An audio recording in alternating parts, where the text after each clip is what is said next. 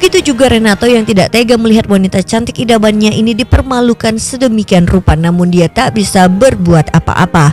Malena diperlakukan tidak manusiawi, bahkan ia sampai dibotaki. Malena berteriak agar menghentikan semua ini, tapi tak ada yang menggubrisnya. Hingga yang tersisa hanyalah air mata dan darah yang ada di wajah cantik Malena yang kini menjadi sangat buruk rupa. Malena yang hancur menyeret tubuhnya. Dia terluka fisik dan mental. Ia berteriak bertanya apa salahnya. Bukankah suaminya sudah berjuang demi negara ini, tapi bahkan untuk makan saja Malena tak bisa. Dan kini dia malah dihakimi dengan cara yang sangat sadis. Malena pun diusir dari kota ini dan tak boleh kembali. Malena berjalan dengan wajah babak belur dan compang-camping. Kepergian Malena tentu saja membuat bocah Renato ini pun bersedih. Ia memandangi piringan hitam yang menjadi kenangannya pada Malena, lalu membuangnya jauh-jauh. Lalu beberapa bulan kemudian ada seorang pria tanpa lengan muncul di kota Castelto. Tak ada yang menyangka bahwa pria itu adalah Nino, suami Malena yang selama ini telah dikabarkan gugur dalam peperangan. Ia kembali dengan satu tujuan, yaitu menemui istrinya. Namun harapan itu runtuh seketika karena Malena telah pergi dan rumah mereka kini berubah menjadi penampungan gelandangan para korban perang seperti dirinya. Nino mendatangi pusat pemerintahan, menceritakan nasib pilunya.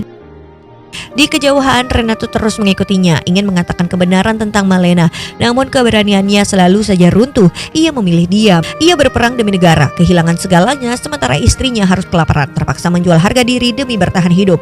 Dan di malam itu, di antara para gelandangan yang kini menempati rumahnya, Nino menerima sebuah surat. Surat itu mengungkapkan keberadaan Malena. Pengirimnya tak lain adalah Renato. Tanpa ragu, Nino segera menyusul wanita yang masih ia cintai. Ia membawanya kembali ke kota itu. Saat keduanya tiba, seluruh warga terdiam. Tak ada satupun yang mampu berkata-kata.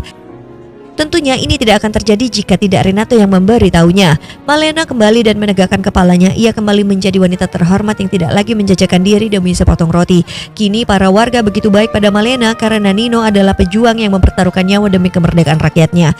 Lalu Renato pun membantu Malena yang menjatuhkan belanjaannya. Renato berkata semoga kehidupan Malena beruntung, dan wanita ini hanya tersenyum tipis sambil meneruskan langkahnya.